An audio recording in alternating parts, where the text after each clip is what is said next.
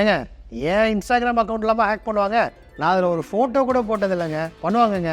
உங்கள் Instagram account, Facebook account, tea கடை account வரைக்கும் ஹேக் பண்ணுவாங்க. எதுக்காக எங்கள் அக்கௌண்ட்டில் ஹேக் பண்ண போகிறாங்க? அதை நம்ம எப்படி பாதுகாப்பாக வச்சுக்கிறது? 2 ஃபேக்டர் ஆத்தென்டிகேஷன்னா என்ன? வெல்கம் டு சைபர் நண்பன். முதல்ல எதுக்காக இன்ஸ்டாகிராம், ஃபேஸ்புக் அக்கௌண்ட்லாம் இவங்க ஹேக் பண்ணுறாங்க அப்படிங்கிறத தெரிஞ்சுக்குவோம். முதல்ல பார்த்தீங்கன்னா பர்சனல் மோட்டிவாக இருக்கலாம். ஒருத்தங்களை டிஃபைம் பண்ணணும். இப்போ ரொம்ப பாப்புலரான ஒரு ஆள் இருக்காங்க இன்ஸ்டாகிராமில், நிறையா ஃபாலோவர்ஸ் வச்சுருக்காங்க. அவங்களோட புகழை சீர்குலைக்கணும், இல்லை அவங்க அக்கௌண்ட்டை ஹேக் பண்ணிட்டா திரும்ப அவங்க ஃபாலோவர் சேர்க்கறதுக்கு கஷ்டப்படுவாங்கன்னா அந்த ஒரு காரணத்துக்கு எடுப்பாங்க. இல்லைனா அவங்க அக்கௌண்ட்டை ஹேக் பண்ணி அவங்கக்கிட்டே காசு கேட்கலாம். இல்லைனா அவங்க நெட்வொர்க்கில் இருக்க எல்லாருக்கும் மெசேஜ் அனுப்பிச்சு காசு கேட்கலாம். இன்னும் பார்த்தீங்கன்னா இதை நம்ம ஆண்கள் நிறைய பேர் அட்வான்டேஜாக எடுத்துக்கிறாங்க. ஏதாவது ஒரு போஸ்ட்டை தப்பாக போட்டு என் அட்மிட் போட்டாங்க, இல்லை ஹேக் பண்ணிட்டாங்கன்னு சொல்கிறாங்க. இல்லை டார்லிங், நான் எதுவும் சொல்ல, என் யாரும் ஹேக் பண்ணிட்டாங்க. அதுக்கு அடுத்து பார்த்தீங்கன்னா இன்ஸ்டாகிராம், ஃபேஸ்புக் கேம்பெயின். எங்ககிட்ட வாங்க, உங்களுக்கு லைக்கை ஜாஸ்தி ஆக்குறோம், உங்களுக்கு வியூஸை ஜாஸ்தி ஆக்குறோம் அப்படின்னு உருட்டுற ஒரு கும்பலே இங்கே இருக்குது. அவங்களுக்குலாம் என்ன வேணும்? ஒரு அக்கௌண்ட் வேணும். அந்த அக்கௌண்ட் மூலமாக தான் உங்களுக்கு லைக்ஸையும் வியூஸையும் ஜாஸ்தி ஆக்க முடியும். இந்த மாதிரி அக்கௌண்ட்டெல்லாம் அவங்க ஃபேக்காக கிரியேட் பண்ணும்போது ஃபேஸ்புக், இன்ஸ்டாகிராமில் என்ன பண்ணுறாங்கன்னா வருஷத்துக்கு ஒரு தடவை லட்சக்கணக்கான ஃபேக் அக்கௌண்ட்ஸை டெலீட் பண்ணிடுறாங்க. அப்போ அவங்களுக்கு ஒரு ஜென்யூன் அக்கௌண்ட் வேணும். உங்கள் அக்கௌண்ட் ஒரு 500 பேரோட அக்கௌண்ட் இருந்தால் 500 லைக்ஸ் அவங்களுக்கு கொடுக்க முடியும். அதுக்காக ஹேக் பண்ணுறது ஒரு கும்பல். இன்னும் சில நேரம் பார்த்தீங்கன்னா உங்கள் அக்கௌண்ட்டை வச்சு அதே முன்னாடி சொன்ன மாதிரி உங்கள் ஃப்ரெண்ட்ஸ் எல்லாருக்கும் மெசேஜ் அனுப்பிச்சு எனக்கு காசு வேணும், ரொம்ப அர்ஜென்ட்டாக வேணும், இந்த நம்பருக்கு போடுங்க, இந்த யூபிஐ ஐடிக்கு போடுங்க அப்படின்னு சொல்லி வாங்குறவங்களும் இருக்காங்க. இதில் அடுத்து ஒரு ரகம் இருக்குங்க. அதுதான் ரொம்ப பாவமான விஷயம். சாமி, இந்த விலையை நான் பொதுவாக தான் விரிச்சேன், நீ ஏன் மாட்டிக்கிட்டேங்கிற மாதிரி ஹேக்கிங் புதுசாக கற்றுக்கிறவங்க. இவங்களை ஸ்கிரிப்ட் கிட்டிஸ்ன்னு சொல்லுவாங்க. இவங்களுக்கு அடித்து பழகிறதுக்கு ஒரு ஆள் வேணும். அந்த அடித்து பழகிறதுக்கு ஈஸியான ஒரு அக்கௌண்ட் வேணும். அந்த அக்கௌண்ட் தான் உங்கள் அக்கௌண்ட். இதை எப்படி பண்ணுறாங்க, உங்கள் அக்கௌண்ட்டை எப்படி ஹேக் பண்ணுறாங்க அப்படின்னு பார்த்தீங்கன்னா நிறைய விஷயங்கள் இதில் இருக்குது. அதில் முக்கியமாக 2. முதல்ல அவங்களுக்கு உங்களோட ஆக்சஸ் வேணும். அதாவது உங்கள் சாவி வேணும், யூசர் நேம், பாஸ்வேர்டு. அது இருந்துச்சுன்னா உங்கள் அக்கௌண்ட்டுக்குள்ள அவங்களால போயிட்டு அவங்க பாஸ்வேர்டை ரீசெட் பண்ணிக்க முடியும்.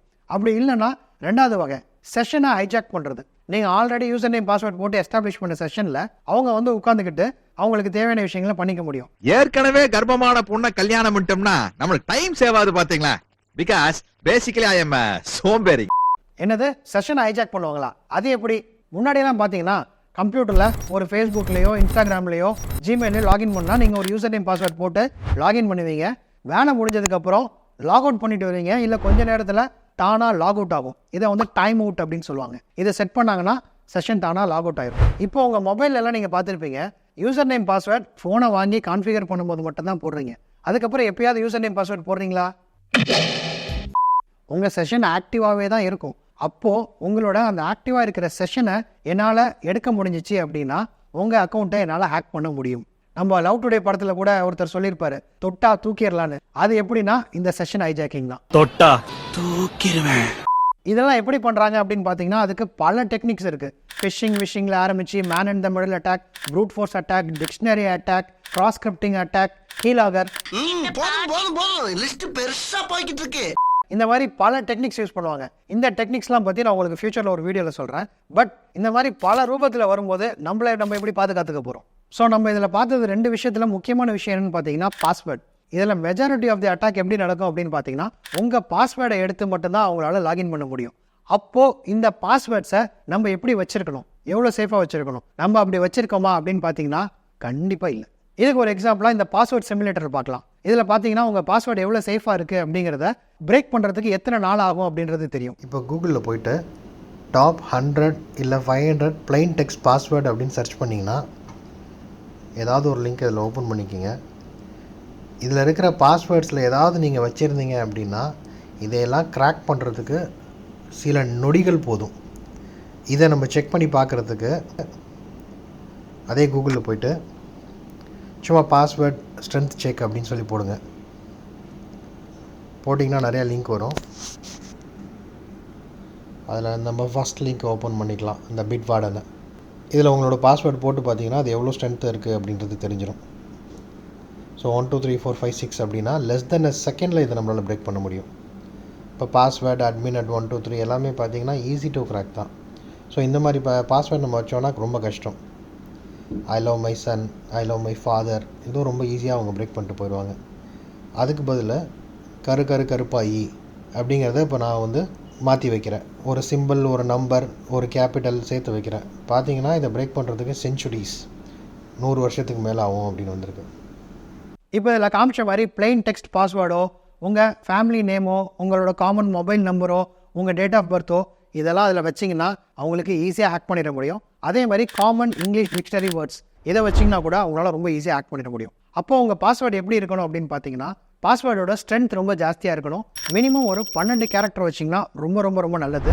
அதே மாதிரி பாஸ்வேர்டை வந்து நீங்கள் இங்கிலீஷ் வார்த்தையாகவோ இந்த மாதிரி வைக்காமல் தமிழ் வார்த்தைகளாக வைக்கலாம். இது வந்து ஒரு சஜஷன் தான். ஃபார் எக்ஸாம்பிள் மணிமேகலை, சீத்தலை சாத்தனார், முப்பெருங்காவியங்கள், ராமாயணம் இந்த மாதிரி ஏதாவது ஒரு வார்த்தையை வச்சு அதில் ஒரு கேபிட்டல் லெட்டர், ஸ்மால் லெட்டர், ஒரு நம்பர், ஒரு சிம்பிள் இந்த மாதிரி மிக்ஸ் பண்ணி வச்சிங்கன்னா இதை எந்த டூலாலையும் டிடெக்ட் பண்ண முடியாது. அது ரொம்ப கஷ்டமாக இருக்கும். மகாபாரதம், ராமாயணம், சிலப்பதிகாரம், சிவ சிந்தாமணி, வளையாபதி.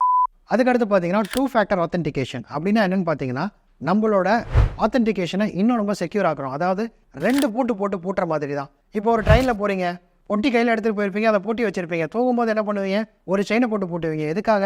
இது பொட்டியை திருடிட்டு போகணும்னு நினச்சா கூட அந்த செயினையை அவங்க இது பண்ணணும். 2 பூட்டை உடைக்க வேண்டியிருக்கும். அது கொஞ்சம் கஷ்டமாக இருக்கும். அப்போ அவங்க என்ன பண்ணுவாங்க, எது ஈஸியாக இருக்கோ அதை தான் எடுப்பான். அந்த மாதிரி நம்மளோட அக்கௌண்ட்டை ஒரு 2 வகையில் சேஃப்டி பண்ணோன்னா நல்லதா இல்லையா? உங்கள் மைண்ட் வைஸ் கேட்குதுங்க, ஈஸியாக சொல்லிட்டேன், இதெல்லாம் எப்படி பண்ணுறது தானே தெரிஞ்சிருச்சா? வாங்க ஒரு டெமோவே பார்க்கலாம். இப்போ பார்த்தீங்கன்னா நம்ம இன்ஸ்டாகிராம் அக்கௌண்ட்டில் லாகின் பண்ணியாச்சு. இங்கே லெஃப்ட் சைடு கீழே மோர் அப்படிங்கிறதுக்கு போயிட்டு செட்டிங்ஸ், இங்கே உங்களோட அக்கௌண்ட் சென்டர் இருக்குது. இங்கே பாஸ்வேர்ட் அண்ட் செக்யூரிட்டி இருக்குல்ல, இதை கிளிக் பண்ணுங்கள். இப்போ இதில் பார்த்தீங்கன்னா அடுத்து பாஸ்வேர்ட் அண்ட் செக்யூரிட்டின்னு இருக்குல்ல, இதை செலக்ட் பண்ணுங்கள். இங்கே சேஞ்ச் பாஸ்வேர்ட், உங்களுக்கு பாஸ்வேர்டு மாற்றுறதுக்கு 2 ஃபேக்டர் ஆத்தென்டிகேஷன் அப்படின்னு இருக்குல்ல, இதை செலக்ட் பண்ணிவிட்டு ஃபேஸ்புக்குக்கா இன்ஸ்டாகிராமுக்கா நீங்கள் ஒரு 2க்குமே மாற்றிடுங்க. ஃபஸ்ட்டு இப்போ இன்ஸ்டாகிராம் செலக்ட் பண்ணுறேன்னா, இதில் 2 வகையான 2 ஃபேக்டர் ஆத்தென்டிகேஷன் இருக்குது. ஒன்று ஆத்தென்டிகேஷன் ஆப், 2வது எஸ்எம்எஸ். எஸ்எம்எஸ் உங்கள் எல்லாருக்குமே தெரியும். இதை எனேபிள் பண்ணிட்டீங்க அப்படின்னா ஒரு தடவை நீங்கள் பாஸ்வேர்ட் போட்டு லாகின் பண்ணும்போதும் உங்கள் ஃபோனுக்கு ஒரு கோடு வரும். அந்த கோடை போட்டால் மட்டும்தான் உங்களால் சக்ஸஸ்ஃபுல்லாக லாகின் பண்ண முடியும். இது ஒன்று. 2வது ஆத்தென்டிகேட்டர் ஆப். இது என்ன அப்படின்னு பார்த்தீங்கன்னா, சாஃப்ட் டோக்கன் இல்லை ஹார்ட் டோக்கன் அப்படின்னு சொல்லுவாங்க.